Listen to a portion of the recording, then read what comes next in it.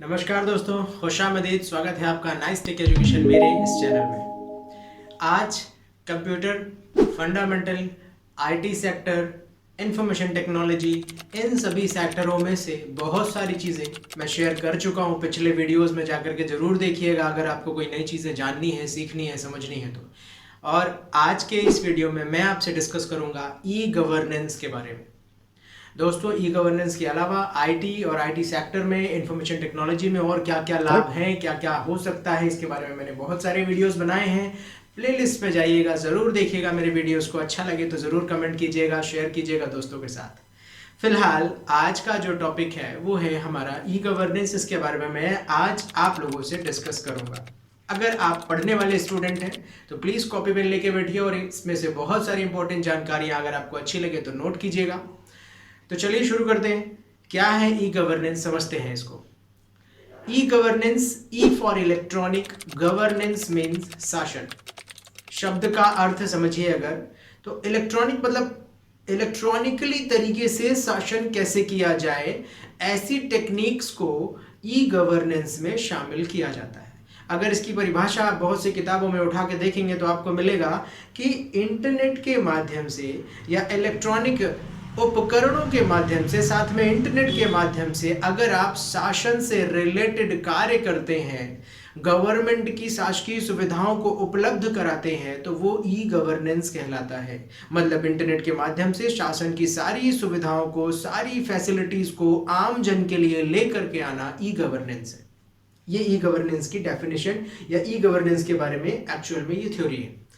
E governance के बारे में अगर आप हिस्ट्री देखें या समझें तो ई गवर्नेंस का कुछ ऐसा है कि 1977 में शासन ने आपका नेशनल इंफॉर्मेटिक्स सेंटर की स्थापना की और ये ई गवर्नेंस की क्षेत्र में सबसे पहला कदम था। इसकी वजह से ये सारी चीज़ें चालू हो पाई।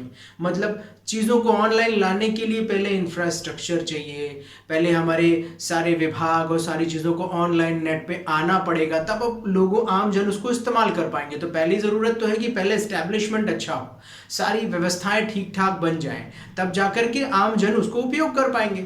तो यहाँ पे जो पहला कदम था 1977 के आसपास ये चालू हुआ। शासन ने सारी सुविधाओं को ऑनलाइन लाने का प्लान किया। अब इसके आने से अगर आप इसको और गहराई से समझें तो ऐसा समझ लीजिए कि आपके गांव-गांव में आज के समय में लोक सेवा है। लोक सेवा में आप जाते हैं, वहाँ पे जाति प्रमाण पत्र, आय प्रमाण पत्र और भी नक्शा, खसरा, बिजली बिल, पानी बिल, नल कनेक्शंस, ढेर सारी जितनी भी सुविधाएं हैं जो शासन आपको तहसील कार्यालय में देता है, जहाँ पे पहले आप फॉर्म भर के रसीद कटा करके काम किया करते थे, उसमें टाइम लगता था, अब वो ऑनलाइन आ गया। ऑनलाइन आने से फायदा क्या हुआ? आम जन और गवर्नमेंट के बीच में ट्रांसपेरेंसी आ गई। कैसी ट्रांसपेरेंसी? कहने का मतलब कि हमने कितना पैसा दिया, हमारा जो हमने फॉर्म फिलअप किया है या फॉर्म डाला है उसका एक रसीद नंबर जनरेट होता है। उस नंबर को आप इंटरनेट पे बैठ के कहीं भी ट्रेस करेंगे तो पता चलेगा कि आपका काम आगे बढ़ा या नहीं बढ़ा या कहाँ तक पहुँचा। ये सारी इन्फॉर्मेशन आपको पता चलती है और मोबाइल पे आपको मैसेज भी आ जाता है कि ये काम आपका संपन्न हो गया, कंप्लीट हो गया। तो इस तरह की सूचनाएं कैसे मिल पा रही हैं? जब शासन ऑनलाइन आ गई है। तब पहले क्या होता था, एक कोई अधिकारी या कोई बाबू या कोई भी प्यून या कर्मचारी होता था सामने, हम उसके पास जाते थे, वो अंदर तक पहुंचने नहीं देता था हमें, वो बाहर से ही बोल देता था लाओ मैं काम करा देता हूँ, इतना पैसा दे देना मुझे। हम भी सोचते थे बार बार चक्कर काटने से अच्छा इसी को पैसा दे देते हैं। 200, 400, 500 छोटे से काम के उसने जितने मन चाहे उतने पैसे ले लिए और हर आदमी से अलग अलग पैसे लिए। उसने आपसे ज़्यादा ले लिया, किसी से कम ले लिया, किसी को बड़ा आदमी समझा तो उससे और ज़्यादा ले लिया। तो यहाँ पे ट्रांसपेरेंसी नहीं थी। लेकिन जैसे ही सारी चीज़ें ऑनलाइन आई तो ट्रांसपेरेंसी बहुत ज़्यादा आ गई। हमको समझ में आने लगा कि किसके काम के कितने पैसे लगते हैं और काम कैसे कंप्लीट होता है ऑनलाइन आने से। और शासन को क्या समझ में आया कि ग्राउंड फ्लोर पे, मतलब निचले स्तर पे, जहाँ पे एक्चुअल में गांव में हमारी सेवाएं पहुंचनी है, वहां तक पहुंची कि नहीं पहुंची, कितने लोग वहां से हमारे पास आ रहे हैं फॉर्म भरवाने, कितने लोगों ने वहां से काम ला करके दिया है, सारी इंफॉर्मेशन ऊपर तक पहुंचती है। गवर्नमेंट तक। पहले ऐसा नहीं था, तो सारे कागजी कार्रवाई ऑफिस में ही होते थे, वहीं पे रह जाते थे, उसमें से कुछ जानकारी ऊपर तक पहुंचती थी, कुछ नहीं पहुंचती थी। ये सारा जिम्मेदारी वहाँ के जो कर्मचारी होते थे उनके ऊपर होती थी, और वो अगर सही है तो इन्फॉर्मेशन अच्छी ऊपर जा रही है, अगर वो सही नहीं है, करप्टेड है, तो ऊपर इन्फॉर्मेशन नहीं पहुँच रही है और बीच में ही सारा काम हो रहा है। कस्टमर से या क्लाइंट से या आम जन से ज़्यादा पैसा लिया जा रहा है और उसकी थोड़ी सी अमाउंट ऊपर पहुँचाई जा रही, बाकी की जेब में। तो ये सारी चीज़ों को ख़त्म करने के लिए गवर्नमेंट ने प्लान किया कि हम अपनी सारी सुविधाओं को ऑनलाइन लाएंगे, ताकि हम सीधा डायरेक्ट कस्टमर ऑनलाइन, ताकि हम सीधा जो सिटीजन्स हैं, आम नागरिक हैं, उनसे संपर्क कर सकें, उनसे कनेक्ट हो सकें, उनसे सारी सुविधाओं को हम फेस टू फेस दे पाए। ऐसी सारी प्लानिंग के लिए इसको लाया गया। अब अगर आगे आप समझें तो मेरे ख्याल से इतने में आपको समझ में आ गया होगा कि ई गवर्नेंस है क्या। ई गवर्नेंस शासन की सारी सुविधाएं, सारी चीज़ों को ऑनलाइन लेके आना ई गवर्नेंस कहलाता है। अब यहाँ पे आगे आता है कि ई गवर्नेंस के जो कार्य हैं किस प्रकार के हैं। तो ई गवर्नेंस के कार्य जैसे कि ज़मीनी सारी चीज़ों को ऑनलाइन लाना, कोर्ट केसेस वगैरह है जो कि सरकार के हाथ में होता है, ये कोई प्राइवेट सेक्टर नहीं है, तो कोर्ट की सारी चीज़ें, उनके ऑर्डर्स, अगली सुनवाई कब होनी है, आपका केस कहाँ तक पहुँचा, कब अगली हियरिंग है, ये सारी चीज़ें आप ऑनलाइन देख सकते हैं। इसके अलावा आप जीएसटी से रिलेटेड सारे, टैक्स से रिलेटेड सारे काम ऑनलाइन कर सकते हैं। फ़ोन बिल, पैन कार्ड, आधार कार्ड से रिलेटेड सारे काम आप ऑनलाइन कर सकते हैं।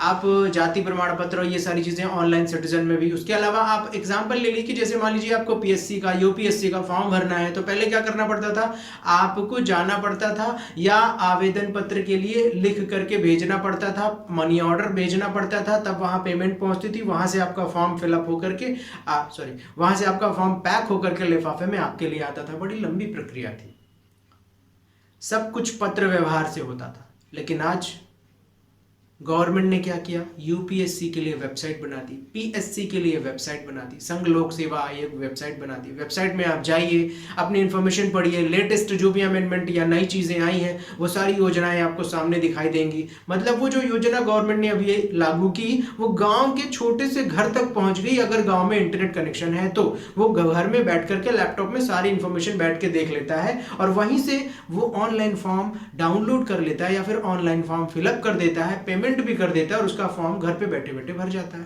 पहले ये प्रक्रिया कितनी लंबी थी। तो ये सारी सुविधाएं ई गवर्नेंस है। मतलब शासन ने आम जन तक अपनी सुविधाओं को पहुंचाने के लिए अपने सारे काम को ऑनलाइन लाया, जिसको हम ई गवर्नेंस कहते हैं, ऑनलाइन शासन।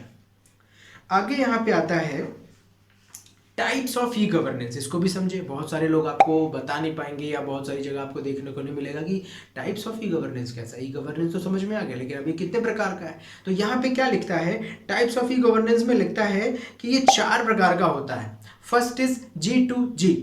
G2G का मतलब होता है गवर्नमेंट टू गवर्नमेंट। अब ये कैसा ई गवर्नेंस है, तो यहाँ पे लिखता है G2G यानी सरकार से सरकार जब सूचना और सेवाओं का आदान प्रदान करती है तब यह G2G इंटरैक्शन कहलाता है।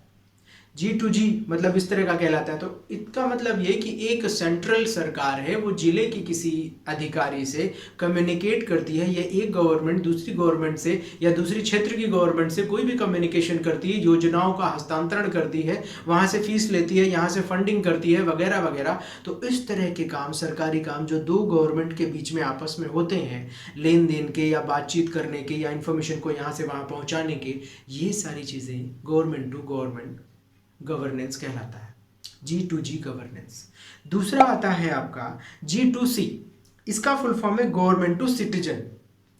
गवर्नमेंट टू सिटीजन कैसा, ये आमजन वाला है। मतलब आप और आपके सामने गवर्नमेंट, आप ऑनलाइन बैठते हैं किसी भी लैपटॉप या किसी भी कंप्यूटर में, और वहाँ पे आप गवर्नमेंट की सारी योजनाओं को प्राप्त करते हैं, गवर्नमेंट के सारे दी हुई फैसिलिटीज़ को इस्तेमाल करते हैं, या ऑनलाइन कोई पेमेंट करते हैं, चालान भेजते हैं, आप किसी फीस का या कोई आप टैक्स भरते हैं, पैन कार्ड के लिए अप्लाई करते हैं, आप कोर्स से रिलेटेड सारी इन्फॉर्मेशन देखते हैं। तो ये जो गवर्नमेंट ने सिटीजन से इंटरैक्ट किया, सिटीजन के साथ बातचीत करी, या ऑनलाइन दोनों के बीच में जो भी लेन देन हुए, ट्रांजैक्शंस हुए, इसे हम गवर्नमेंट टू सिटीजन गवर्नेंस कहेंगे।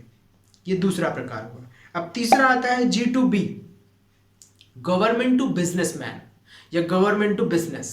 गवर्नेंस ऐसी शासन या ऐसा शासन या ऐसी प्रशासनिक क्रियाएं जो शासन से और क्या बोलते हैं बिजनेसमैन व्यापारी इनके बीच में होती है, इसे हम G2B गवर्नेंस कहते हैं। मतलब गवर्नमेंट और बिजनेसमैन के बीच में। अब ये कैसे होगा, यहाँ पे लिखता है कि व्यवसाय इसमें गवर्नेंस है, बिजनेस क्लास को सरकार के साथ सहज तरीके से बात करने में मदद करता है।